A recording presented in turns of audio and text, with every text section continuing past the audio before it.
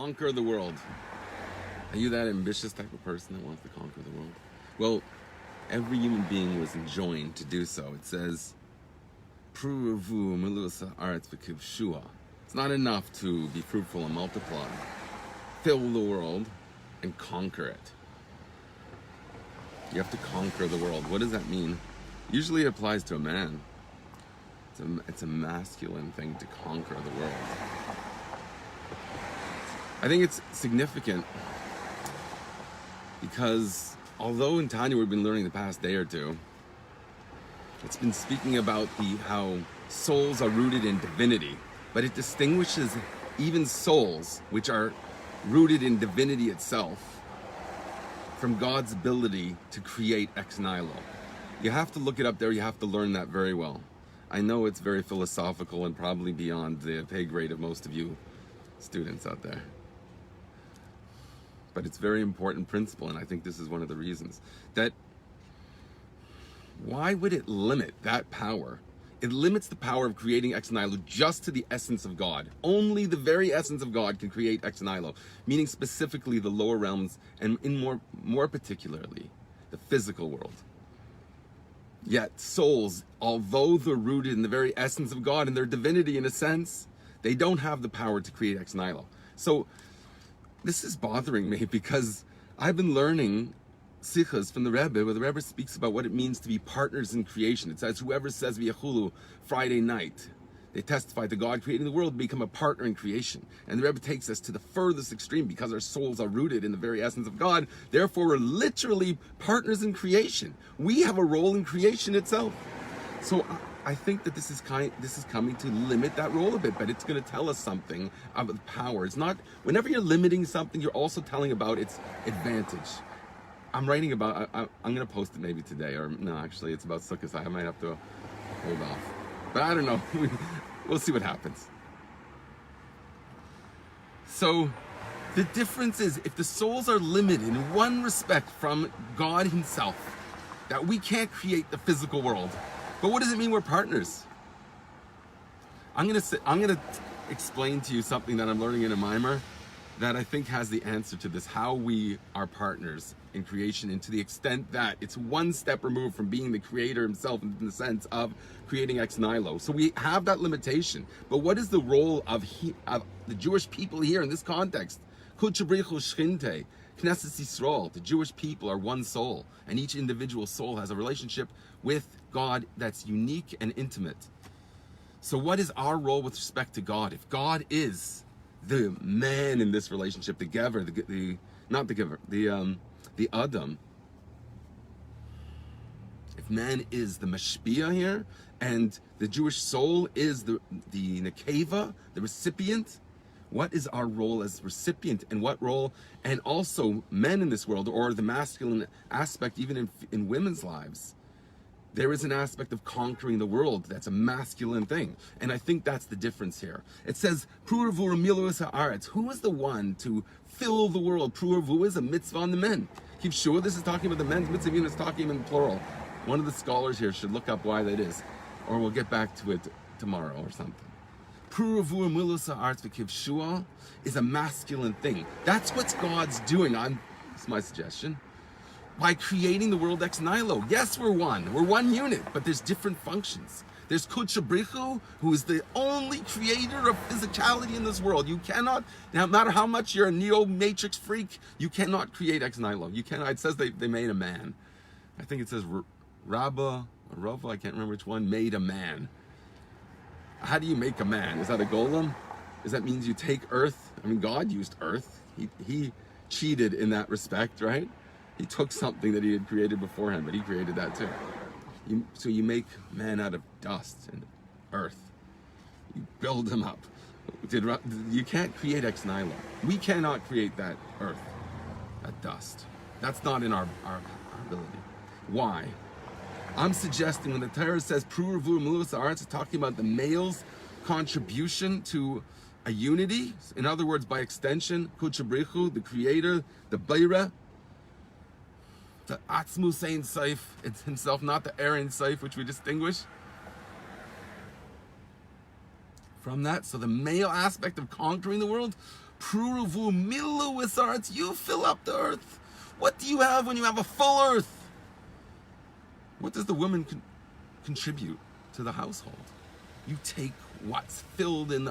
Someone comes home, fills up the pushka jar, and you have what to buy challahs with, and you create a world.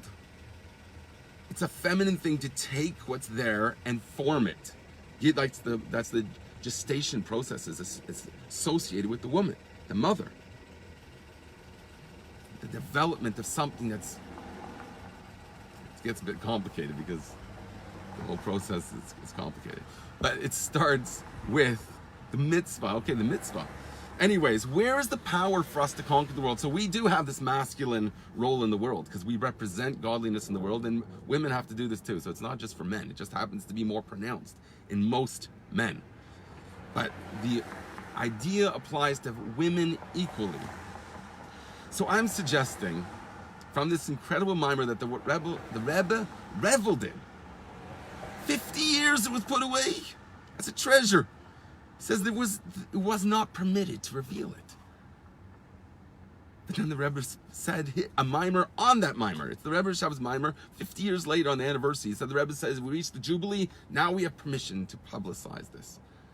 What kind of secrets was bothering the Rebbe? Why that this cannot be shared? How much we were told that the Alter Rebbe was allowed to go free. It meant he was to go push it to the ultimate extreme. Hafatza, spreading the secrets of the Torah. And the Rebbe took that to the most incredible extreme. But he was afraid to publicize. It took him to 1957. He was leader for 7 years prior to revealing this, or 6 years. Okay, that's not that many years, relatively speaking. But he says he waited 50 years since it was printed. And he really means, and he says there explicitly, on high, they didn't permit it. So what kind of ideas are so provocative there that could not be revealed till now? And why is it now in particular relevant? Because the Rebbe said in Tafshin Nun, one of the last sikhas we had that was close so far to hear from the Rebbe before Rosh Hashanah, he basically is giving you, and it applies to even the time we're in now. V'daidi li, the latter 10 days, the 10 Seras Yimei Tshuva that we're in now, that's V'daidi li, the beloved is to me. And the Rebbe explains this time of the year in the most powerful way possible. He quotes a mimer that he says revolutionary. It was not appropriate to be revealed until then, and then the Rebbe takes it a step further and even says that he does. In one small Yiddish word that I don't really understand that well. It says biz, until. So there's a process here of Daidi Li, of the beloved is to me. I'm going to read you those words. I've read them a million times and I can't read them enough. Until I know this, until this is ingrained on my soul and hopefully yours, we should keep on reading these words, because this is the Rebbe's treasure chest that the Rebbe just left open for anyone. The Rebbe said that everything that all the merit you have is a treasure chest that you have access to anytime you want. All you have to do is bring Mashiach. Very simple. Okay? It's like wake out of bed and have a coffee. Bring Mashiach. That's what it's supposed to be. You're supposed to say, I'm doing this one mitzvah and Hashem is going to reveal my nitzatzel Mashiach within me, the spark of Mashiach within me, and I'm going to be part of something. And yes, it's going to unfold to everybody, and it could be immediately too. Okay, so make a big chain reaction. Don't be the guy that's making fun of the person that's holding a camera to videotape one of the most powerful celebrations that exists in our world today. Don't tell me not to publicize that. That will just make me not understand you or think that you've been brainwashed by I don't even know what. This is the Rebbe's approach. The Rebbe went on satellite. I'm sorry I'm not reading these comments. I'm trying a new format. I'm supposed to do this in 10 minutes, and I have an hour and a half of stuff that I want to share with you, especially since I've been away so long. I'm sorry. I'll get to them maybe for the next one. Okay, I got to be Superman. I got to be like the Rebbe, flipping through a book and knowing all the content in it. So I'm saying the Rebbe's telling us really powerful secrets, and it goes beyond. The Rebbe's taking a step further himself. He quotes this mimer, Nar Yisrael Ba'aveu, in the context of right at the beginning. This is the first stage. This is the powerful mimer the Rebbe said was so revolutionary, it can't be revealed, and he takes it a step further. V'deidili, what does it mean, my beloved is to me? God is to me? What? God is to me? The creator of the universe? Okay, we said we were partners in creation. What's our role in partners? Are we supposed to keep Are we the ones that create? No. Watch what God's role is. This is incredible. Der Eberster is Deidi. God is our beloved. Anplecht sein Liebschaft zu Iden. He reveals his love for the Jewish people. And then he quotes this mimer. Nar Yisrael ve'avei, when he focuses on, he gives a footnote and he writes about it and tells you where to look it up. Other sources too, but this word, this sentence rather, this verse in Isaiah becomes the Dibra Maskil, the opening words for the Rebbe's Rashab's mimer, that the Rebbe gave another mimer on it, and the Rebbe said that this is the ultimate. This is things that it doesn't even, he's never seen anything like it, the Rebbe says. I'm going to post it maybe today or next week. I translated it, this idea, but because the Rebbe spoke about his own mimer. The Rebbe says, now it's fit to be revealed, and the fact is it was said as a mimer. The Rebbe said a variation of the original mimer, and he's referring to himself.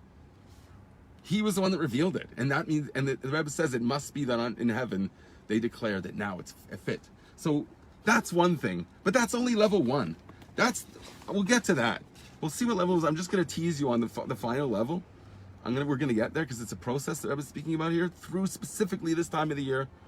This is an Eifen. So it's not that all these fantastical things that the Rebbe speaks about there goes further.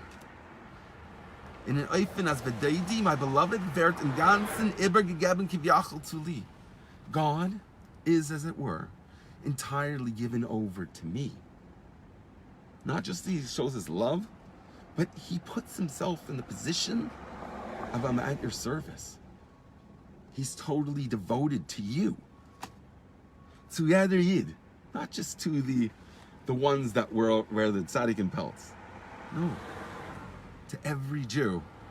Azoi as, to the extent that, or in a manner whereby, as Yad Yid veis bepashtus, that every Jew knows simply, in the literal sense, as der Eberster is ein grester and bester gute Freund. That God is his greatest and best bestie. That's how I'm translating. I've explained why. Va'ifin Gali, in a revealed way, Kel Havai V'Yolan. Okay, he goes on to explain sources for this. I'm not getting to the second level yet. I've written a bit about it. It's sukkahs. Okay, when God embraces you in the sukkah, that's your bestie. Okay, it's one and the same thing. We have different relationships with God. Sometimes we're a Nar Yisrael. I fell in love with the Jewish people when he was still a youth. The Rebbe said. God says in the verse in Isaiah. He fell in love. That's the translation I found, and I love that translation. I wouldn't have said it that beautifully, I don't think. I fell in love with the Jewish people when he was youth. This mimer speaks about why specifically the youth. I write about Matat. Matat's called a Nar only when he's in the lower realm, but the Jewish people have an essential relationship with God as a Nar, as a youth. Okay, it goes further, we're besties also. Are you bestie with your dad? Your mother? Are you their bestie? Do you like go into the photo booth and like put funny filters on your thing when you're sharing selfies? Do you do that with your parents? Do you have that relationship with your parents? It doesn't matter if you don't, because I think the Rebbe's talking something here different. I think the Rebbe says there's two levels. One, Nar Yisrael, and I'm going to tell you a higher level. In the mimer itself, it says there's no higher level than this. The Rebbe takes it higher. He says that there's Ava Sailom, Ava Rabba. There's two different levels of the way that God loves us and then we love God. And then the one that goes on top of us is an essential love. It's a love of God to the Jewish people as a father loves a child, or anyone loves a child rather. Specifically that, Yosef Zion, a beloved child of God, right? I think the Rebbe takes it a step further for a reason. Because we have different relationships with God. Sometimes we see ourselves as God's child, and we'll see, I don't know, not today. Give me a few days to work on it. I've worked on this, okay, a lot, but I just don't have time to share it with you. One of the things that it speaks about here, and I did want to say this, so this, since I had in mind I'm going to talk about it, I'm going to just touch on this, because this has to really be developed.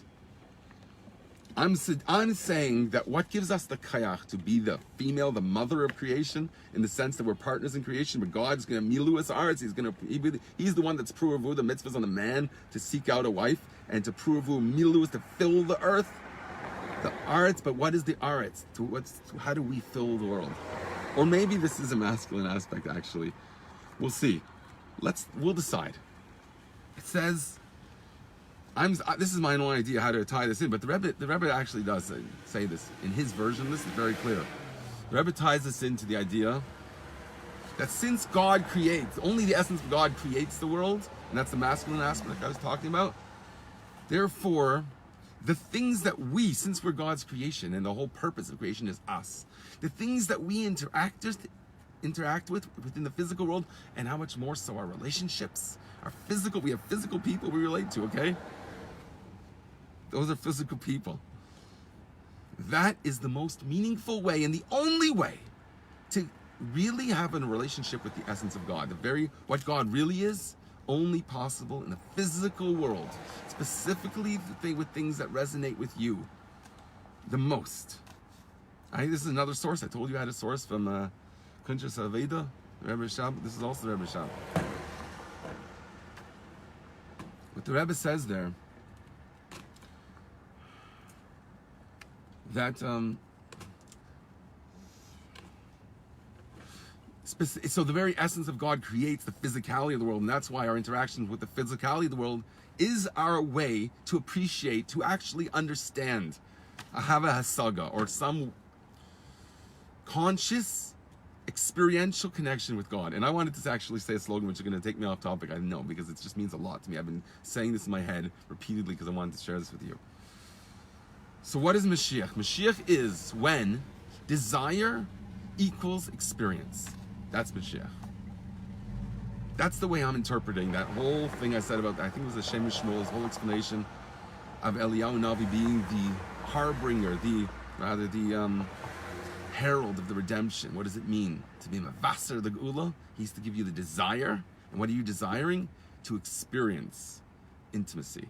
And I'll explain to you why it's thought with speech. Okay, but thought is the person, speech is communicating, going out. So with the unity of the two, the desire for the unity. So when you have desire for the most important thing to you, because God is the physical world speaking to you. That's how you relate to God. Okay, I don't have time to go into the detail today. We'll have to say that part 2 tomorrow, Bezras Hashem. I just want to live in this mimer. Every day I want to go further. But I wanted to give one hint as to what I think is the power to transform, to conquer the world that God puts us in. So it is in a sense feminine, in a sense it's masculine because we're conquering the world. It's feminine because it recognizes that in terms of our relationship with the Creator, God creates the world, He fills the earth. We're the earth. What are we going to do with that? How are we going to make that what Adam Arishan was meant to do, which was to serve in the garden and to guard it, to positive and negative and positive commandments and prohibitions, to interact with the physical world in a way that's according to God's plan. So the Rebbe explains there specifically when we interact with the world in the way God intends, that's the way that we come to know the essence of God. Okay, but how do we become partners in the creation? The way that God creates the world, He creates the physical world, but what do we do with it? And how do we have power over it? That's suggested here in the Mimer. It says here, Mehamaisa de Reb Nachum the Chernobyl. Nachum Chernobyl was a big tzaddik. He's the one that said, Amin Yeheshem Rabbi, and he got fat from that. From a spiritual thing, he got physically fat. But what are we saying about this? Also about fat. But not chaylev, but chalev shechalvu akum ve'nisroreyu. Are you allowed to have milk that was not watched by a Jew? The process of milking the cow? Can you have a non-Jew watch that? It says ein yisroreyu. A Jew doesn't see it. And this mimer talks about, in the literal sense, you don't see things that are not kosher. This is not kosher milk, so you don't even see it. It says ein yisroreyu. A Jew doesn't see the process of milking the cow. Meaning, here we're darshaning that. The Hasidic interpretation is you don't see anything that's not appropriate for you. Anything that's not needed by you, you shouldn't even see physically. So I'm saying how much more the flip side. How much more the positive aspect of that? There's two aspects, right? Ivdu as arts, no. La'avda v'shamra, and God Eden, Adam was put in the garden to avda v'shamra. First, you have to do something What do you do? What's the positive side of it? Shamros, guard it. Guard it from, you don't see things that are not appropriate to you. But what do you do to serve within the world? What do you do with the world that God filled for us, that God creates ex nihilo? What do you do there? So what's the positive, the flip side of not seeing what's not appropriate? You should see flags from God of where you should go. One thing is red flags, don't go. You should see the malach before you with this burning sword lighting up your path to tell you where you should go. And that's just by interacting with the world in the way that God wants. That's the whole simple secret. Also love him, okay? That will help. Relationship, don't ignore it. That's part of the mitzvahs. So have a relationship with God, and I'm suggesting here that here it says, Al Yidei Kabbalas El Malchus Shemayim.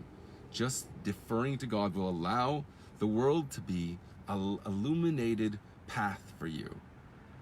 So that God's going to direct you and you're going to conquer the world because God wants that.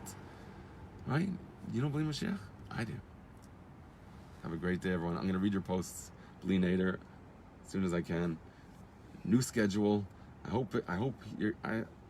Wise people told me I have to make them shorter anyways, okay? But I haven't. God's directing me on a path because of this mitzvah that's guiding me. It's Kibbud Av. My Father wants me to be in the office early. And that's, to me, God directing. I have to give 10-minute segments for that important reason, but also the experts have advised me also. I don't know. I can't be an expert in everything. Please, give me a break. Okay? So anyways, I should have ended it. Have a great day and bring Mashiach now.